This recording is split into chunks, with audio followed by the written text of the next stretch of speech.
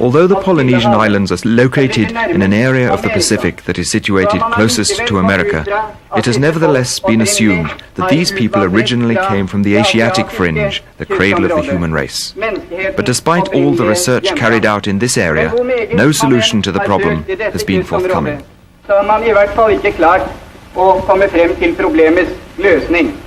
As the scientific data I'd accumulated had convinced me that Indians from South America had settled in the islands of the Pacific, and bearing in mind the fact that their only seagoing vessels were balsa rafts, I came to the conclusion that these balsa rafts must possess characteristics of which, so far, we were unaware.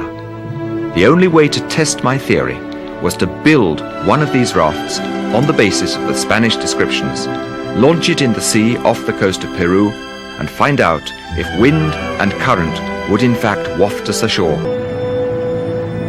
On April the 28th, 1947, the Pelicans, for the first time for hundreds of years, were startled at the sight of a balsa raft heading for the open sea. We were on our own, afloat on our 9 balsa woods. After a month, the Kon-Tiki was way out in the ocean. The Humboldt current carried us north almost as far as the equator, after which we struck out straight across the Pacific. Ocean currents accounted for about 1/3 of our actual speed, and the rest was the gift of the trade wind. The elements were driving us relentlessly west at an average rate of 42.5 nautical miles a day, or about 80 kilometers. Our record for one single 24-hour stretch was 130 kilometers. After being at sea for 93 days, the lookout climbed the mast one morning and announced that he could see land, a low palm-clad South Sea island. We were in fact so close to the shore that natives on the beach caught sight of the Kon-Tiki and paddled out in a canoe to welcome us. This meant that we had made contact with our first Polynesians. We realized now that the overriding factor was not distance, but direction. We had drifted automatically a fifth of the way round the globe in a westerly direction. I don't think any of us will ever forget the wonderful feeling of stepping on warm, dry sand and walking on solid ground after spending 101 days on a heaving raft.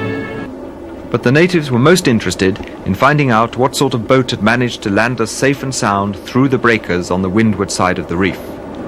When they waded out and saw the Kon-Tiki, they exclaimed that this wasn't a boat, it was a pei-pei.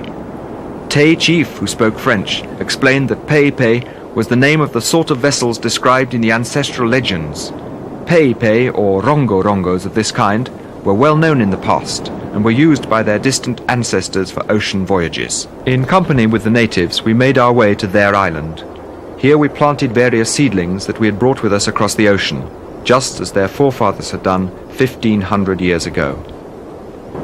A few weeks later, news of the arrival of the Kon-Tiki in French Polynesia had spread from New York to Paris and from Paris to Tahiti, where the governor dispatched a boat to fetch us,